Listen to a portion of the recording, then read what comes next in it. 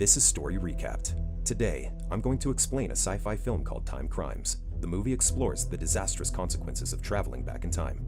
Spoilers ahead. Watch out and take care. Most people have regrets, but they can only learn to live with the consequences of their actions. When given a chance, most people would probably want to return to the past to correct their mistakes. Changing one's destiny is a very enticing concept, but some believe that altering the past can have devastating effects on the present. Others argue that fate is inescapable, so there's no point in trying. Hector finds out which is true when he inadvertently stumbles upon a time machine. Somewhere in rural Spain, a middle-aged man named Hector leaves the hardware store to bring home a table he bought for his wife, Clara. Upon his arrival, he finds out that the things he bought had fallen out of the car, so he calls Clara for help, but she wouldn't answer. When Hector reaches the yard, he shows Clara the table and tells her that he'll go upstairs to take a nap. He tosses and turns on the bed but couldn't fall asleep, so he decides to use the binoculars to look at the surroundings. Suddenly, Hector hears the phone ringing, so he asks Clara to answer it, but she couldn't understand him, so he goes downstairs to answer the call himself. However, the person on the other line wouldn't speak, so he drops the call. When he dials the number, he hears an automated message saying it's a restricted terminal. Hector accidentally drops the phone after being startled by the sound of the door when Clara enters the room. He tells her that the phone rang, although nobody has their phone number yet. As they start fooling around on the couch, Hector notices that he hasn't dropped the call, so he puts the cordless handset back on its base. A while later, Clara finishes assembling the new table, but Hector asserts that she'll never get it through the door. While relaxing on a beach chair, Hector uses the binoculars to look around the vicinity. It appears that Hector and Clara moved to a secluded home in the countryside to live a peaceful life.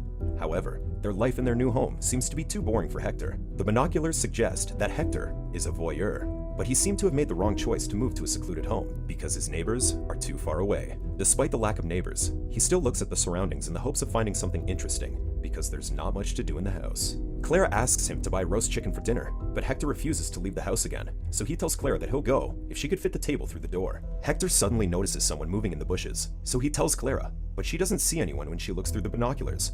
When Clara goes back inside, Hector looks at the surrounding areas and notices a woman standing by a tree, removing her white shirt. When Clara gets back, she tells him that the table wouldn't fit, so she'll have to go out and buy roast chicken. Soon, Clara comes out of the house wearing a red coat and gives Hector a kiss before heading out. After Clara drives away, Hector decides to leave the house to look for the woman. On the road, Hector notices a bicycle and an overturned garbage bin. As he goes further into the woods, he finds the woman unconscious and undressed. When Hector inspects her closely, someone emerges out of nowhere and stabs him in the arm with a scissor. Hector quickly runs away and hides behind a tree. When he takes a peek, Hector sees a man with a bandaged head and wearing a tattered jacket, taunting him by pretending to use binoculars to look back at him. Even though Hector had no reason to investigate, his curiosity led him deep into the woods. Upon seeing the unconscious woman, Hector realizes that he got himself in a terrible situation, but he feels he has to help her. However, his voyeuristic trait gets in the way and makes him linger too long so he could take a good look at the woman's unclothed body. Although Hector is not a total deviant, the thoughts of him taking advantage of the unconscious woman surely entered his mind. His imagination was only interrupted when the assailant went after him and forced him to run for his life. Hector runs away and comes across a fence, so he climbs over it, but he passes out after falling on the ground. When he wakes up, he knocks on the house nearby to ask for help. Although Hector can hear the radio inside, no one responds, so he breaks a window and enters the house. As he wanders around, he ends up in a clinic where he finds a first aid kit. After bandaging his arm, he walks into a laboratory and finds a walkie-talkie, so he tries to contact the person on the other end. When he hears a man respond, Hector discloses that he broke into the house because he was running away from a man trying to kill him. As Hector explains what happened, he is suddenly startled by the rumbling noise, but the man tells him that it's just thunder. The man tells Hector to stay in the house and wait for him because he's in another building. Moments later, the man asks Hector if the person chasing him was wearing a pink bandage. The man notes that he had just seen the assailant jump across the fence through the surveillance cameras. The man tries calling the police, but he couldn't get an outside line, so he tells Hector to come over because it's much safer where he is. The man then discloses that he's in a silo at the edge of the property. The man warns him that the assailant is getting closer, so Hector quickly walks out of the house and follows the man's instructions to get to the silo.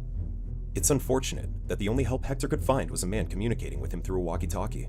To make matters worse, the man claims that he can't contact the police, so Hector has no choice but to keep running. With the assailant still in pursuit, Hector could only put his blind trust in the man and follow his instructions. Without the man's guidance, Hector's only option is to run to his house. However, he could potentially put Clara in danger if the assailant follows him there.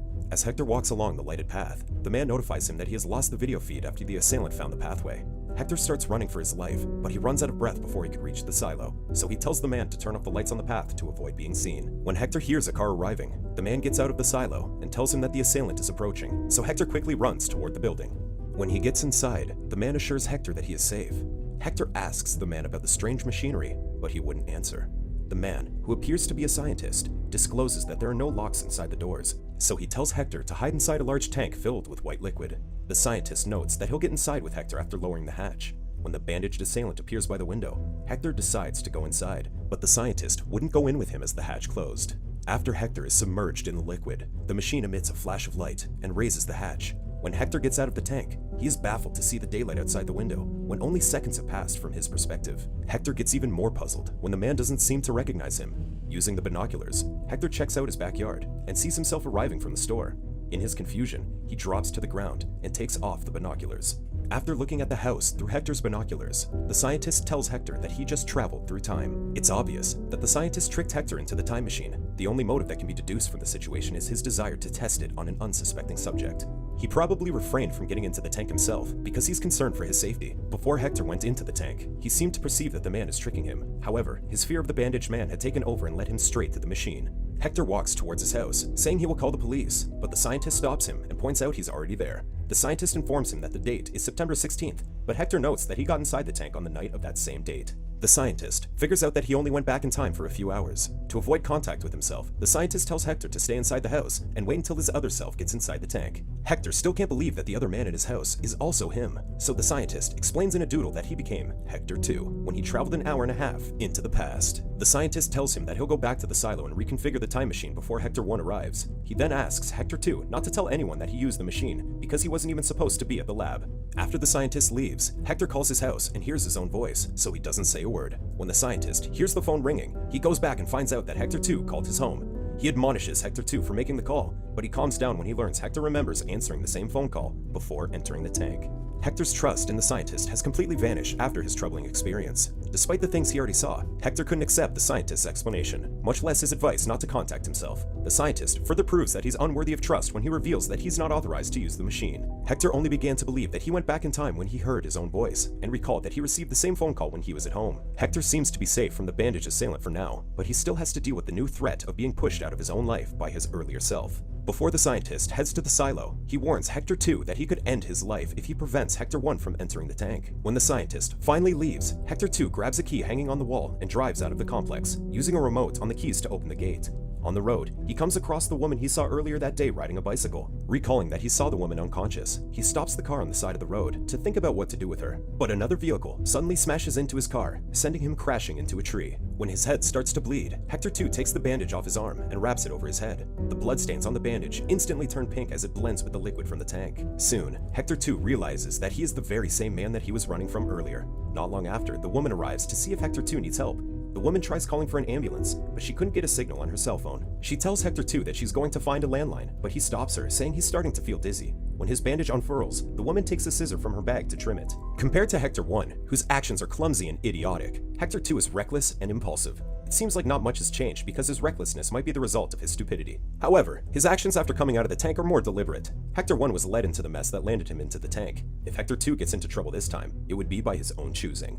Hector 2 grabs the scissors when the woman turns around to take her bicycle, but before she could leave, he stops her and asks her to help him with something. When the woman sets down her bike on the side of the road, Hector 2 notices a jacket by the garbage bin, so he picks it up and wears it. He then leads the woman deeper into the woods, promising to provide her with an explanation later. Soon, Hector 2 sees Hector 1 on the beach chair, looking through his binoculars, but the woman runs away. Hector 2 eventually finds the woman hiding behind the bushes, so he sneaks up on her and threatens her with the scissors. He then takes her to the spot where he saw her earlier and tells her to take off her shirt. While observing Hector 1, he apologizes to the woman and assures her that he wouldn't hurt her. Afterward, Hector 2 tells the woman to hide behind the rocks and take off her pants. When he asks the woman to hand over the pants to him, she kicks him in the head while he's distracted and runs away. Hector 2 soon catches up to her, but they both fall downhill, knocking her unconscious. Once Hector realized that he was the bandaged man, he was driven to recreate the events that he witnessed earlier. But before the discovery, his behavior was just reckless and his motivations are unclear.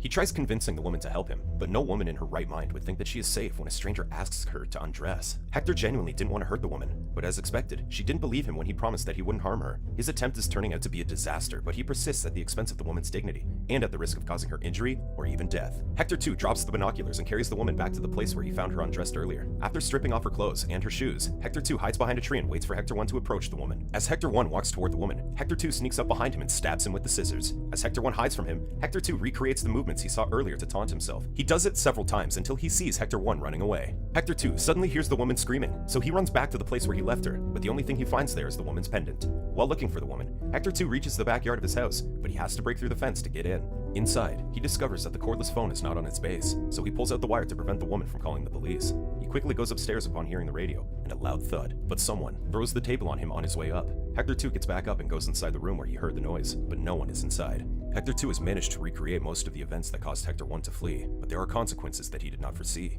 The woman, who was so eager to help him earlier, now believes that he is a dangerous man. Despite the things he did, Hector 2 is still concerned about the woman's safety, so he momentarily abandons his goal to chase Hector 1 to find her.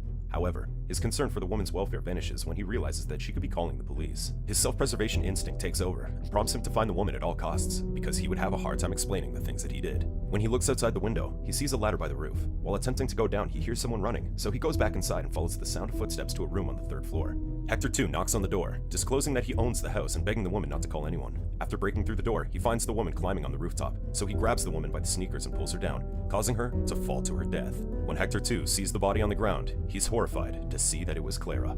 Hector 2 drops to the floor and grieves for his wife, but he gets the idea to contact the scientist with a walkie-talkie after hearing the sound of thunder. When he turns it on, he hears Hector 1 asking the scientist about the rumbling noise outside. He recalls that Hector 1 put down the walkie-talkie for a brief moment in the lab, so he uses the opportunity to tell the scientist that he was the man wearing the pink bandage. Hector 2 then instructs the scientist to come up with something to get Hector 1 to the silo, while Hector 2 prepares to pursue him. Hector's efforts to avoid erasing himself in the timeline have ended in a tragedy that almost made him give up, but it doesn't take long for him to begin making careless decisions again after hearing his earlier self in the walkie-talkie. The scientist is unaware of what happened, so everything is still going as planned from his perspective. To him, Hector 2 is just executing the original plan to lead Hector 1 to the tank. However, Hector 2 has other plans, and he is very determined to go through with them. Soon, Hector 2 gets inside his car and enters the complex by ramming through the gates. As the scientist convinces Hector 1 to get inside the tank, Hector 2 peeks through the window to scare him. After sending Hector 1 back in time, the scientist comes out of the silo and heads to the house, telling Hector 2 that he needs to be examined because he's the first vertebrate to travel back in time. However, Hector 2 goes inside the silo and tells the scientist that he must go back in the tank because something went wrong. The scientist refuses, so Hector 2 threatens to destroy everything in the silo. Before going back inside, the scientist takes a device from his pocket and throws it on the grass. The scientist points out that he can no longer send Hector 2 back in time because his first trip already used up all the energy. Hector 2 notices that one of the cylinders is missing from the machine and surmises that the scientist took it out.